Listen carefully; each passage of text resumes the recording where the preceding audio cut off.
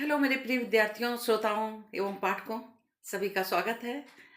हम लोग मुंशी प्रेमचंद जी के द्वारा लिखी गई उपन्यास सेवा सदन का श्रवण कर रहे थे और हमने सेवा सदन की कहानी को 21 भागों में सुन लिया है।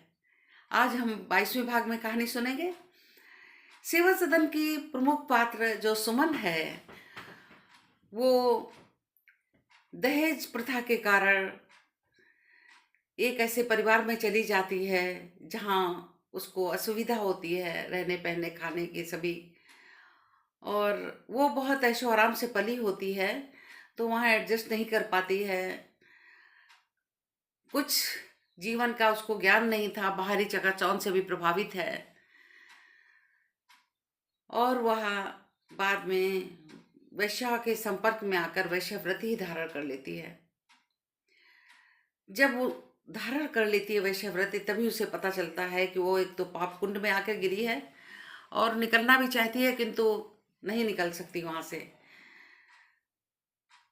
उसका सौभाग्य कहिए कि जो पंडित पद्मनाथ थे, वो पहले जब वो गजाधर से विवाह करके आई थी, पंडित गजाधर से, तो उस समय वो पड़ोस में रहते थे उसके वकील पंडित पद्म सिंह जो थे। उन्हें पता चल जाता है कि ये जो है सुमन, वो वैश्यव्रत धारण कर लिया है। उन्हें बहुत कष्ट होता है कि एक अच्छे घर की लड़की ने ये कार्य शुरू कर दिया। तो वो विठलनाथ जो समाज सेवक होते हैं, एक जो बहुत सी संस्थाओं में उनका सहयोग भी है, उनसे वो संपर्क करते हैं और उनको बताते हैं। तो ये दोनों लोग मिलकर के उसको किसी तरह निकालने का प्रयत्न करते हैं। उससे मिलते हैं विठलनाथ और कहते हैं कि तुम बाहर निकल चलो और तुम्हारे रहने खाने का जो भी सुविधा होगी वो करवाएंगे। तो उसको विधवा आश्रम में रख देते हैं और वहीं आके वो रहने लगती है, किसी को बताते नहीं हैं। कुछ समय बाद शोभा जो घर छोड़ना चाहती है, कारण वही सुमन थी कि सुमन ने जो वैश्यव्रत धारण कर ली थी, इसके कारण शोभा की बारात लौट जाती है और शोभा की जो शादी है वो पद्म सिंह के भतीजे से तय हुई थी। ये बात वो जानता था, पद्म सिंह जानते थे और पद्म सिंह को ही शोभा पत्र लिखती है कि वो उसे वहाँ पर से ले जाए मामा के यहाँ से, और वो यहाँ से जाना चाहती है, अपने घर जाना चाहती है। किंतु ये संभव नहीं था। तो पद्म सिंह और विठलनाथ मिलकर के उसको सोचते हैं कहीं तो उसका जीवन संभालने का सोचना चाहिए, तो कुछ दिन के लिए उसे विधवा आश्रम में रख लेंगे, क्योंकि शोभा ने लिखा था कि वो अपने जीवन को समाप्त कर देगी, घुमा के बात कही थी। तो ये लोग ला करके उसको विधवा आश्रम में रखना चाहते हैं, सुमन को अवगत कराना चाहते हैं इसके पहले कि उसकी बहन आ रही है। जब सुमन को ये पता चलता है कि उसकी बहन शोभा आ रही है तो वो चिंतित हो उठती है और वो सोचती है कि मैं उसको कैसे मुंह दिखाऊंगी, कैसे उसका सामना करूंगी। तो वो सोचती है मैं आत्महत्या कर लेती हूँ और मैं उसके सामने नहीं जा पाऊंगी, कहीं उसने मुझे देखा और घृणा से मुंह घुमा लिया, ये मेरे लिए बहुत असह्य हो जाएगा। तो सुबह उठती है वो और सुबह उठ करके 4 बजे रोज गंगा स्नान जाया करती थी, उसी के बहाने वो आत्महत्या करने को चल देती है। जब गंगा के किनारे पहुंचती है, उस समय उस चारों तरफ देखती है, कोई देख तो नहीं रहा है, किंतु वो देखती है कि सामने से एक साधु गिरवी वस्त्र में चला आ रहा है। उसके दिमाग में जाता है कि हाथ में उसके एक सोने की अंगूठी थी, वो उसको दे देगी तब वो जाएगी गंगा में घुसने के लिए। लेकिन पास आने पर देखती है एक साधु और कोई नहीं, उसका जो पति है, जिसने उसको घर से निकाल दिया था, घर छोड़ा था जिसकी वजह से, तो वो है। उसे देख करके उसे बड़ा क्रोध आता है और मुंह घुमा लेती है, किंतु गजाधर उसके पैरों पे गिर जाते हैं और कहते हैं कि जो है वो मुझे क्षमा करे, मेरे ही कारण तुम्हारी ये दशा हुई है। किंतु सुमन को और भी क्रोध आता है, दोनों में बात होती इस तरह से। तो गजाधर समझाता है कि तुम्हारी आत्महत्या करने से तुम्हारे माँ बाप को बड़ा कष्ट होगा और कहीं पाप धुल नहीं जाते हैं, अगर आत्महत्या कर ली तो पाप थोड़े ना समाप्त हो जाएंगे। और तुम्हारी बहन जो है शोभा, उसकी एकमात्र तुम सहारा हो। अगर उसे पता चलेगा तो उसका क्या होगा, उसके हृदय पे क्या बीतेगी। सारी बातें उसे पता चलती हैं तो थोड़ा सा बदलती है और हृदय परिवर्तन हो जाता है। तब वो आश्रम में लौट आती है और गजाधर अपनी जहाँ रहता था, पेड़ के नीचे कुटिया बना करके झोपड़ी उपड़ी डाल के वहाँ चला जाता है। अब आगे की कहानी जो है हम लोग लेखक के शब्दों में सुनेंगे। शांता ने पत्र तो भेजा, पर उसको उत्तर आने की कोई आशा न थी। 3 दिन बीत गए, उसका नैराश्य दिनों दिन बढ़ता जाता था। अगर कुछ अनुकूल उत्तर न आया तो उमानाथ अवश्य ही उसके विवाह कर देंगे। ये सोचकर शांता का हृदय थरथराने लगता था। वह दिन में कई बार देवी के चबूतरे पर जाती और नाना प्रकार की मनौतियाँ करती। कभी शिव जी के मंदिर में जाती और उनसे अपनी मनोकामना कहती। सदन एक क्षण के लिए भी उसके ध्यान में न उतरता, उसके ध्यान से न उतरता। वह उसकी मूर्ति को हृदय नेत्रों के सामने बैठाकर उससे हाथ जोड़कर कहती, प्राणनाथ, मुझे क्यों नहीं अपनाते? लोक निंदा की भय से। हाय, मेरी जान इतनी सस्ती है कि इन दामों बिके? तुम मुझे त्याग रहे हो, आग में झोंक रहे हो, केवल इस अपराध के लिए कि मैं सुमन की बहन हूँ। यही न्याय है? कहीं तुम मुझे मिल जाते तो मैं पकड़ पाती, फिर देखती मुझसे कैसे भागते हो। तुम पत्थर नहीं हो कि मेरे आंसुओं से न पसीजते। तुम अपनी आंखों से एक बार मेरी दशा देख लेते तो फिर तुमसे न रहा जाता। हाँ, तुमसे कदापि न रहा जाता। तुम्हारा विशाल हृदय करुणा शून्य नहीं हो जाता। क्या करूं, तुम्हें अपनी चित्त की दशा कैसे दिखाऊं? चौथे दिन प्रातःकाल पद्म सिंह का पत्र मिला। शांता भयभीत हो गई। उसकी प्रेमाभिलाषा शिथिल पड़ गई। अपनी भावी दशा की शंकाओं ने चित्त को अशांत कर दिया। लेकिन उमानाथ फूले नहीं समाये। बाजे का प्रबंध किया, सवारियां एकत्र की, गांव भर में निमंत्रण भेजे, मेहमानों के लिए चौपाल आदि से फर्श बिछवा दिए। गांव के लोग चकित थे। ऐसा कौन गौना है? विवाह तो हुआ ही नहीं, गौना कैसा? वो समझते थे कि उमानाथ ने कोई चाल खेली है। एक ही धूर्त है। निर्दिष्ट समय पर उमानाथ स्टेशन गए और बाजे बजवाते हुए मेहमानों को अपने घर लाए। चौपाल में उन्हें ठहराया। केवल 3 आदमी थे, पद्म सिंह, विठलनाथ और एक नौकर। दूसरे दिन संध्या के समय विदाई का मुहूर्त था। तीसरा पहर हो गया, किंतु उमानाथ के घर गांव की कोई स्त्री न आई दिखाई देती। वह बार बार अंदर आते, तेवर बदलते, दीवालों को धमका कर कहते, मैं एक एक देख लूंगा। जानवी से बिगड़ कर कहते, मैं सबकी खबर लूंगा। लेकिन वह धमकियां भी कभी नंबरदारों की कंपायमान कंपायमान कर दिया करती हैं, आज किसी पर असर नहीं करती। बिरादरी अनुचित दबाव नहीं मानती। घमंडियों का सिर नीचा करने के लिए वह ऐसे ही अवसरों की ताक में रहती हैं। संध्या हुई। कहारों ने पालकी द्वार पर लगा दी। जानवी और शांता गले मिलकर खूब रोई। शांता का हृदय प्रेम से भरपूर था। इस घर से तो उसे जो जो कष्ट उठाने पड़े थे वह उस समय भूल गई। इन लोगों से फिर भेंट न होगी। इस घर के अब फिर दर्शन न होंगे। इनसे सदैव के लिए नाता टूटता है, ये सोचकर उसका हृदय विदीर्ण हुआ जाता था। जानवी का हृदय भी दया से भरा हुआ था। वह माता पिता विहीन बालिका को हमने बहुत कष्ट दिया, यह सोचकर वह अपने आंसुओं को न रोक सकती थी। दोनों हृदयों में सच्चे निर्मल कोमल भावों की तरंगें उठ खड़ी हुई। उमानाथ घर से आए तो शांता उनके पैरों से लिपट गई और विनय करती हुई कहने लगी, तुम ही मेरे पिता हो, अपनी बेटी को भूल न जाना। मेरी बहनों को गहने कपड़े देना, होली और तीज में उन्हें बुलाना, पर मैं तुम्हारे 2 अक्षरों के पत्र को ही अपना धन्य भाग समझूंगी। उमानाथ ने उसको संबोधित करते हुए कहा, बेटी, जैसी मेरी 2 बेटियां हैं वैसी ही तुम भी हो। परमात्मा तुम्हें सदा सुखी रखे, कहकर रोने लगे। संध्या का समय था। मुन्नी गाय घर में आई तो शांता उसके गले लिपटकर रोने लगी। उसने 3-4 वर्ष उस गाय की सेवा की थी।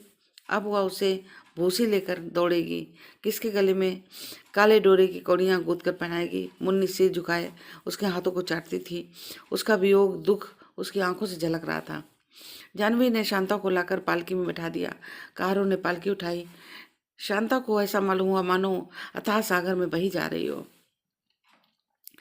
गांव की स्त्रियां अपने द्वार पर खड़ी पालकी देखती और रोती थीं। उमानाथ स्टेशन तक छोड़ने पहुंचाने आए। चलते समय अपनी पगड़ी उतारकर उन्होंने पदम सिंह के पैरों में रख दी। पदम सिंह ने उनको गले से लगा लिया। जब गाड़ी चली तो पदम सिंह विठलनाथ से कहा, अब इस समय अभिनय का सबसे कठिन भाग आ गया है। विठलनाथ, मैं नहीं समझा। पदम सिंह, क्या शांता से कुछ कहे सुने बिना ही आश्रम पहुंचा दीजिएगा? उसे पहले उसके लिए तैयार करना चाहिए। विठलनाथ, हाँ, आपने ठीक सोचा, तो जाकर कह दूं? पदम सिंह, जरा सोच तो लीजिए, क्या कहिएगा? अभी तो यह समझ रही है कि वो ससुराल जा रही है, वियोग के दुख का ये आशा उसे संभाले हुए, लेकिन जब उसे ये हमारा कौशल ज्ञात हो जाएगा तो कितना दुख होगा। मुझे पछतावा हो रहा है कि मैंने पहले ही क्यों ना बात कह दी। विठलनाथ, तो अब कहने में क्या बिगड़ा है? मिर्जापुर से में गाड़ी देर तक ठहरेगी, मैं जाकर उसे समझा दूंगा। पदम सिंह, मुझसे बड़ी भूल हुई विठलनाथ, तो उस भूल पर पछताने से अगर काम चल जाए तो जी भर पछता लीजिए। पदम सिंह बोले, आपके पास पेंसिल हो तो लाइए, एक पत्र लिखकर सब समाचार प्रकट कर दूं? विठलनाथ, नहीं, तार दीजिएगा, यह और भी उत्तम है। आप विचित्र जीव हैं, सीधी सी बात भी आगा पीछा करने लगते हैं। पदम सिंह, समस्या ही ऐसी आ पड़ी है, मैं क्या करूं? एक बात मेरे ध्यान में आती है, मुगल सराय में देर तक रुकना पड़ेगा, बस वहीं उसके पास जाकर वृत्तांत कह दूंगा। विठलनाथ बोले, यह आप बहुत दूर की कौड़ी लाए, इसलिए बुद्धिमानों ने कहा है कि कोई काम बिना भली बात सोचे समझे नहीं करना चाहिए। आपकी बुद्धि ठिकाने पर पहुंचती है, लेकिन बहुत चक्कर खाकर। यही बात आपको पहले न सूझी? शांता ड्योढ़े के दर्जे जनाने कमरे में बैठी हुई थी। वहां दो ईसाई लौंडियां और बैठी थी। वे शांता को देखकर अंग्रेजी में बात करने लगी। मालूम होता है वो नवविवाहिता स्त्री हैं। हाँ, किसी ऊंचे कुल की हैं, ससुराल जा रही हैं। ऐसे रो रही हैं मानो कोई ढकेले लिए जाता हो।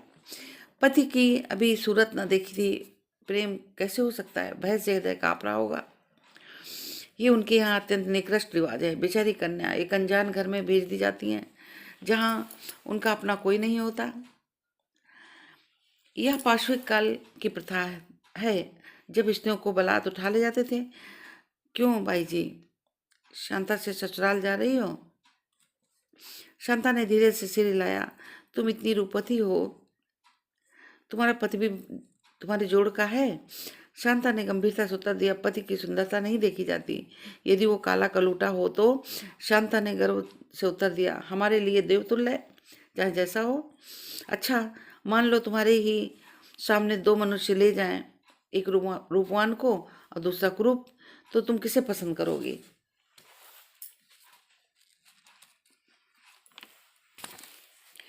शांता ने दृढ़ता से उत्तर दिया, जिसे हमारे माता पिता पसंद करें। शांता समझ रही थी कि ये दोनों हमारी विवाह प्रथा पर आक्षेप कर रही हैं। थोड़ी देर बाद उसने उनसे पूछा, मैंने सुना है आप लोग अपनी पति को खुद चुन लेती हैं? हाँ, हम इस विषय में स्वतंत्र हैं। आप अपने माता पिता को बुद्धिमान समझती हैं।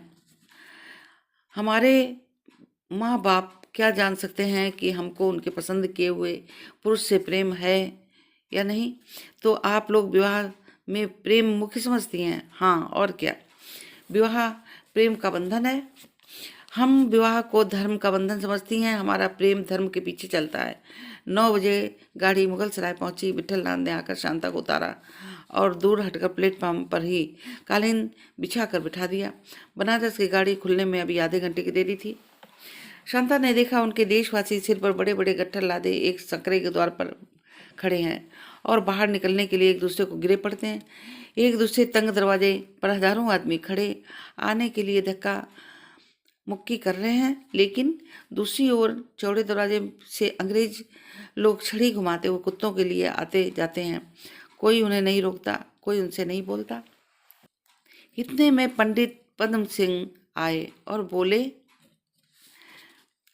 शांता, मैं तुम्हारा धर्मपिता पद्म सिंह हूँ। शांता खड़ी हो गई और दोनों हाथ जोड़कर उन्हें प्रणाम किया। पद्म सिंह ने कहा, तुम्हें आश्चर्य हो रहा होगा हम लोग चुनार क्यों नहीं उतरे। उसका कारण यही है कि अभी तक मैंने भाई साहब से तुम्हारे विषय में कुछ नहीं पूछा। तुम्हारा पत्र मिला तो मैं घबरा गया और तुम्हें बुलाना परम आवश्यक जान पड़ा। भाई साहब से कुछ कहने की अवकाश ही नहीं मिला, इसीलिए अभी कुछ दिनों तक बनारस रहना पड़ा। मैंने ये उचित समझा कि तुम्हें उसी आश्रम में ठहराऊं जहाँ आजकल तुम्हारी बहन सुमन बाई रहती है। सुमन के साथ रहने से तुम्हें किसी प्रकार का कष्ट ना होगा। तुमने सुमन के विषय में कलंकित बातें सुनी हैं, उन्हें हृदय से निकाल डालो। अब वह देवी है, उसका जीवन सर्वथा निर्दोष और उज्जवल हो गया है। यदि ऐसा ना होता तो मैं अपनी धर्मपुत्री को उसके साथ रखने की कभी तैयारी न करता। महीने 2 महीने में मैं भैया को ठीक कर लूँगा। यदि तुम्हें इस प्रबंध में कुछ आपत्ति हो तो मुझसे साफ साफ कह दो कि कोई प्रबंध करूं। पदम सिंह ने इस वाक्य को बड़ी मुश्किल से समाप्त किया। सुमन की उन्होंने प्रशंसा की, उस पर स्वयं विश्वास नहीं था। पदम सिंह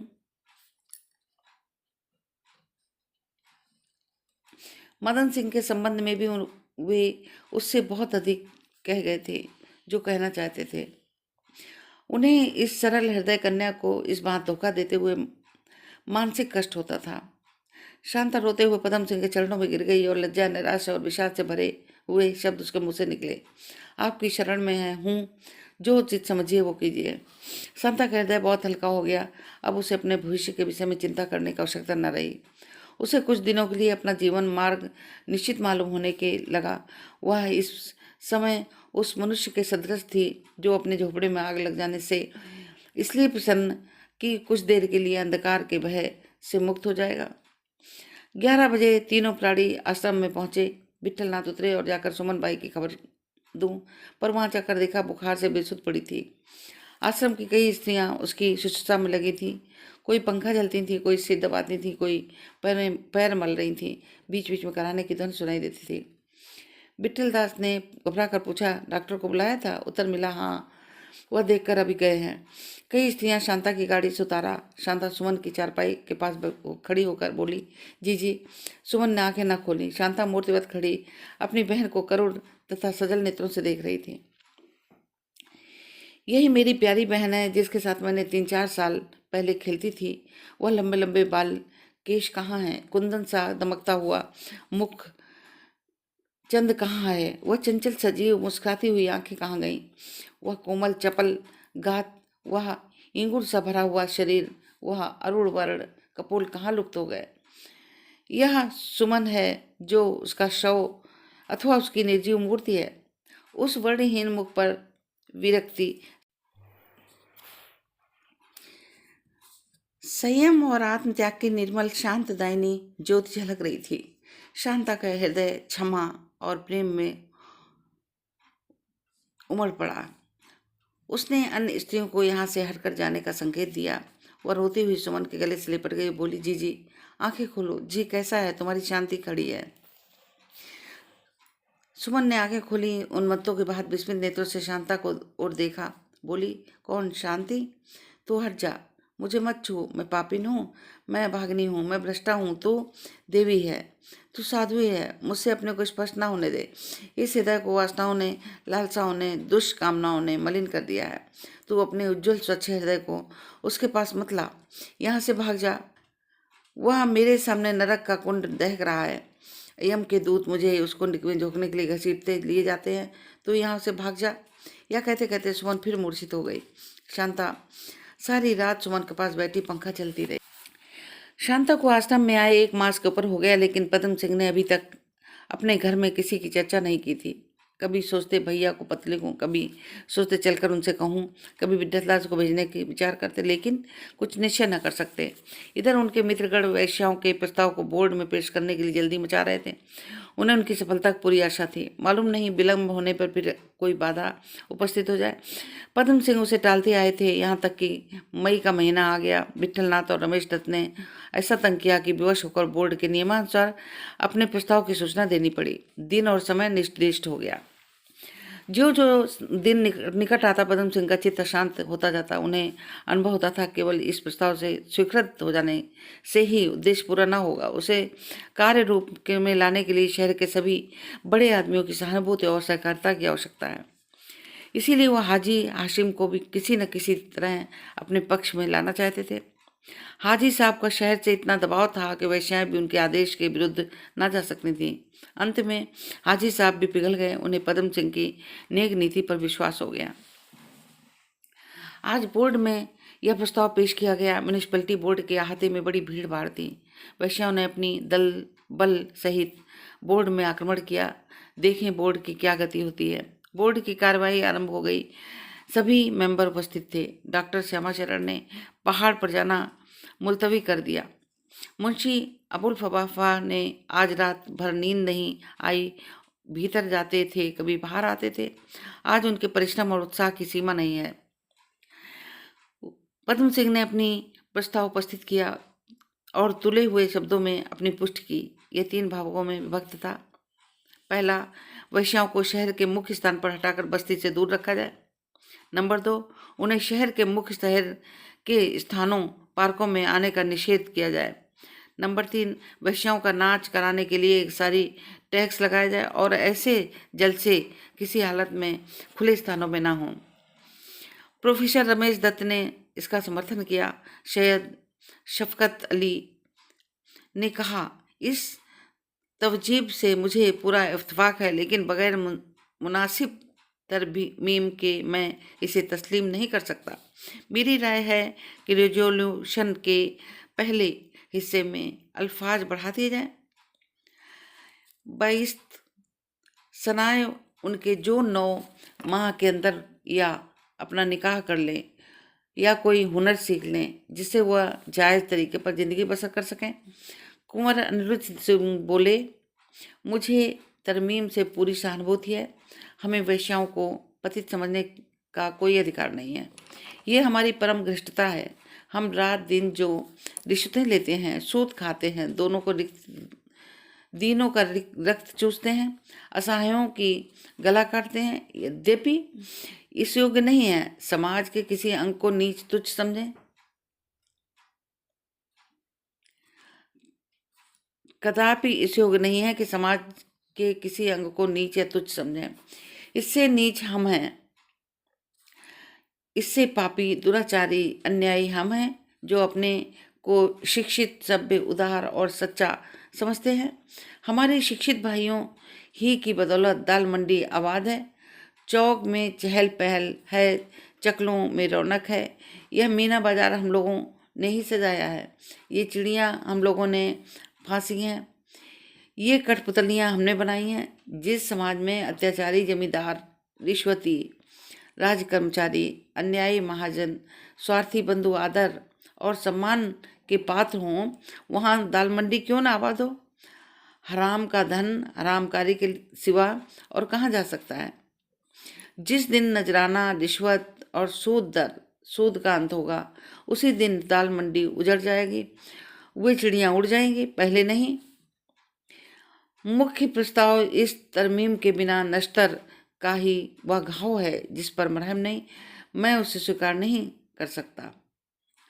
प्रभाकर राव ने कहा, मेरी समझ में नहीं आता कि इस तरमीम का रिजोल्यूशन से क्या संबंध है।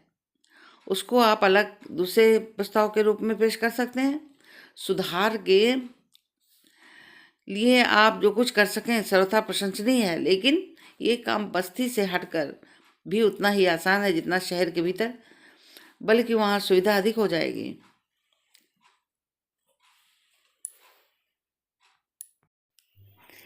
अबुल वफा ने कहा, मुझे इस तरमीम से पूरा इत्तेफाक है। अब्दुल लतीफ़ बोले, बिला तरमीम के मैं रेजोल्यूशन को कभी कबूल नहीं कर सकता। दीनानाथ तिवारी ने भी तरमीम पर जोर दिया। पद्म सिंह बोले, इस प्रस्ताव से हमारा उद्देश्य वैश्याओं को कष्ट देना नहीं, वरन उन्हें सुमार्ग पर लाना है। इसलिए मुझे इस तरमीम के स्वीकार करने में कोई आपत्ति नहीं है। सभापति सेठ बल्लभ दत्त ने रेवोल्यूशन के पहले भाग पर राय ली। 9 समितियां अनुकूल थीं, 8 प्रतिकूल। प्रस्ताव स्वीकृत हो गया। फिर तरमीम पर राय ली गई। 8 आदमी उसके अनुकूल थे, 8 प्रतिकूल। तरमीम भी पास हो गई। सभापति ने उसके अनुकूल राय दी। डॉक्टर श्यामाचरण ने किसी तरफ भी राय नहीं दी। अबुल फजल और उनके मित्रगण ऐसे प्रसन्न थे मानो उन्हीं की जीत हुई। उनका यूं पुलकित होना प्रभाकर राव और उनके दोनों मित्रों के हृदय में कांटे की तरह गड़ता। प्रस्ताव के दूसरे भाग पर सम्मत ली गई। प्रभाकर राव और उनके मित्रों ने इस बार उसका विरोध किया। वह पद्म सिंह को विश्वासघात का दंड देना चाहते थे, पर यह प्रस्ताव स्वीकृत न हुआ। अबुल फफा और उनके मित्र बगलें बजाने लगे। अब प्रस्ताव के तीसरे भाग की बारी आई। कुंवर अनिरुद्ध सिंह ने उसका समर्थन किया। हकीम शाहर तखा, सैयद शफकत अली, शरीफ हसन, शाकिर बेग ने भी उसका अनुमोदन किया, लेकिन प्रभाकर राव और उनके मित्रों ने इसका भी विरोध किया। तरमीम के पास हो जाने के बाद उन्हें इस संबंध में अन्य सभी उद्योग निष्फल मालूम होते थे। वह उन लोगों में थे जो या तो सब लेंगे या कुछ न देंगे लेंगे। प्रस्ताव अस्वीकृत हो गया। कुछ रात गए, सभा समाप्त हुई। जिन्हें हार की शंका थी वो हंसते हुए निकले, और जिन्हें जीत का निश्चय था वो चेहरों पर उदासी छाई हुई थी। चलते समय कुंवर साहब ने मिस्टर रुस्तम भाई से कहा, यह आप लोगों ने क्या कर दिया? रुस्तम भाई ने व्यंग भाव से उत्तर दिया, जो आपने किया वही हमने किया। आपने घड़े में छेद कर दिया, हमने उसे पटक दिया। परिणाम दोनों का एक ही है। सब लोग चले गए, अंधेरा छा गया। चौकीदार और माली भी फाटक बंद करके चले गए, लेकिन पद्म सिंह वहीं घास पर निरुत्साह। चौकीदार और माली फाटक बंद करके चले गए, किंतु पद्म सिंह वहीं घास पर निरुत्साह और चिंता की मूर्त बने हुए बैठे थे।